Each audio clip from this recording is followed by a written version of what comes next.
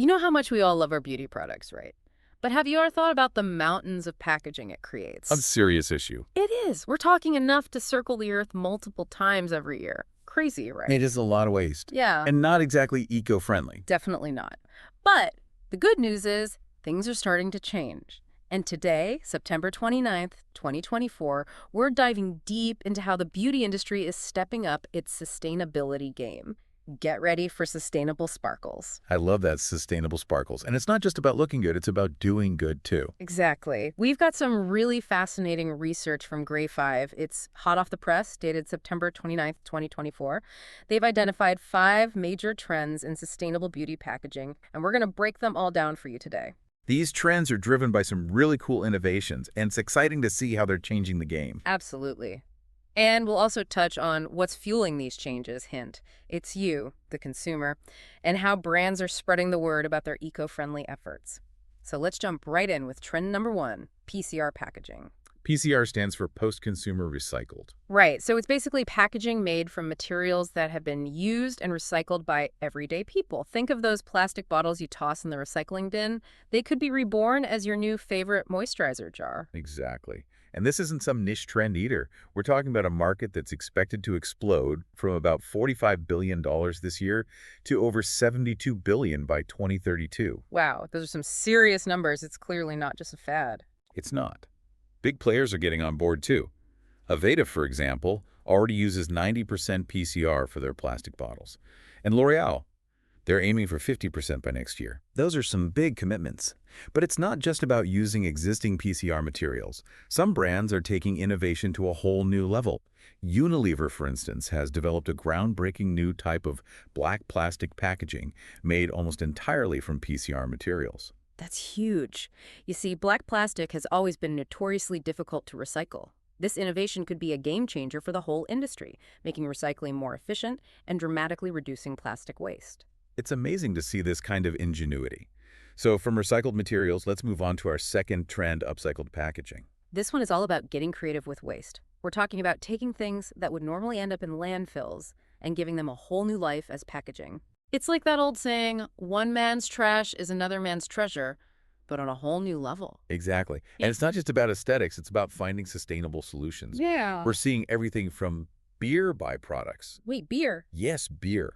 Companies like Kirin, the beverage giant, are partnering with cosmetics companies to turn beer byproducts into new packaging materials. Wow. Who knew beer could be so beautiful? Right. And it doesn't stop there. Wood scraps are being transformed too. The possibilities are pretty much endless. It's incredible.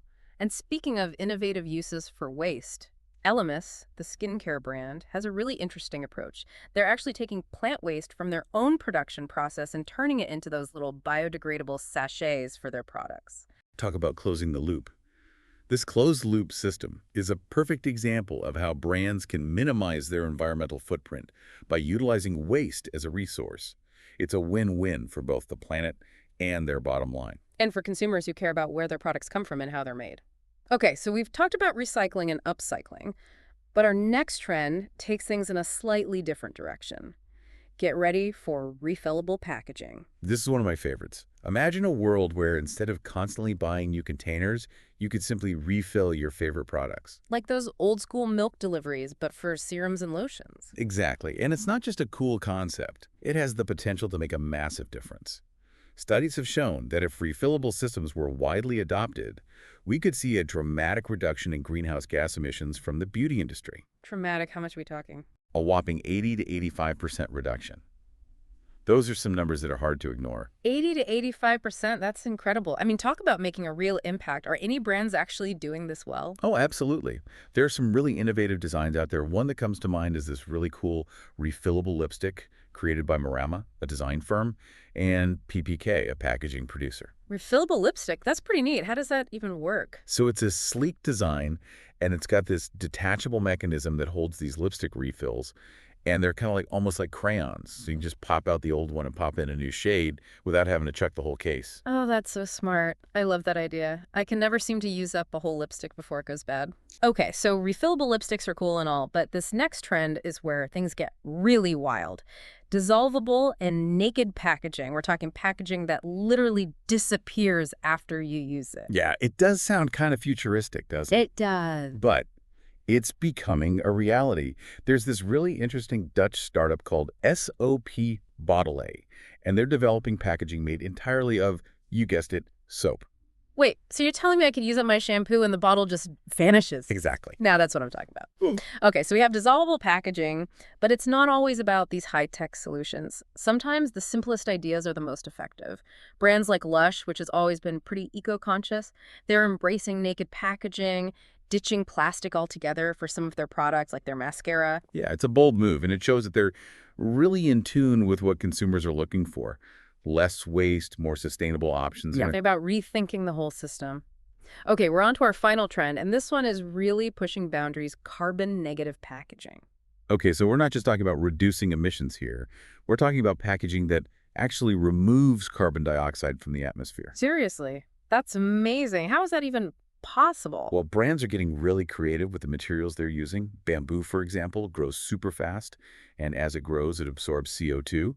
And then there's mycelium, that's the root structure of mushrooms. Did you know that can be grown and molded into packaging? I had no idea. So instead of contributing to the problem, these packages are actually part of the solution. Precisely. Yeah. It's like giving back to the planet with every purchase. One really cool example is BYBI, a skincare brand that's launched what they call the world's first carbon-negative cleanser. That's a bold claim. It is, but they're backing it up. It comes packaged in sugarcane, which is a renewable resource that actually absorbs more CO2 during its life cycle than it releases during production and disposal. Wow, that's really impressive. But with so many brands talking about sustainability these days, how can we as consumers be sure that we're making informed choices and not just falling for clever marketing? How do we spot greenwashing? Yeah, that's such an important question. And honestly, it can be tricky. There's a lot of noise out there, but there are definitely ways to be a more conscious consumer. Like what? Any tips? Well, I always say, look for transparency. Do your research. Check out the brand's website. See what they're saying about their sustainability practices. Look for information about their sourcing, their manufacturing, their packaging, the whole 9 yards. So it's about digging a little deeper, not just taking things at face value. Yeah. And if a brand isn't being upfront about their practices, that's a red flag right there. Don't be afraid to reach out to them directly and ask questions. You have a voice, use it. Hold those brands accountable. I love that use your voice. It's so true. We have more power than we realize sometimes. So we've talked a lot about the how of sustainable packaging, but I'm curious to hear your thoughts on the why. What's driving this demand for more eco-friendly options in the beauty industry? Why now? Well, I think a big part of it is this growing awareness of the environmental impact of our choices. Consumers, especially younger generations like Gen Z and millennials, they're not just buying products anymore, they're buying into values. They're really driving the clean beauty movement, aren't they? Exactly. They want products that are good for them and good for the planet. They're willing to put their money where their mouths are. This trend is huge everywhere, but we're seeing it explode in markets like China, where there's this real surge in demand for clean beauty products. That's interesting. So it's not just a Western thing. Definitely not. It's a global shift in consumer behavior, and it's being fueled by this desire for transparency and authenticity from the brands they support. People want to know where their products come from, how they're made, and what those brands stand for. It's about aligning your values with your spending habits, right? Voting with your dollars. 100%. And, brands are taking notice. They're realizing that sustainability isn't just good for the planet, it's good for business. So how are brands getting the word out about their efforts? Well, they're turning to social media, of course. Platforms like TikTok, believe it or not, have become incredibly powerful tools for brands to connect with consumers, especially Gen Z, and promote their sustainability initiatives. TikTok. It's amazing how powerful it is. Who would have thought that short, catchy videos could drive real change in consumer behavior? It's pretty remarkable, right? It just goes to show that sustainability is no longer a niche interest. It's becoming mainstream, and brands are realizing they need to up their game to keep up. It's like you said earlier, sustainability is good for business. Exactly, and it's not just about slapping a green label on something and calling it a day. Consumers, especially those younger generations, they can spot greenwashing a mile away. They're looking for genuine commitment, for transparency, for brands that are walking the walk, not just talking the talk. Authenticity is key. So as we wrap up our deep dive into the world of sustainable sparkles, I'm curious to hear your final thoughts. What are your biggest takeaways from all this?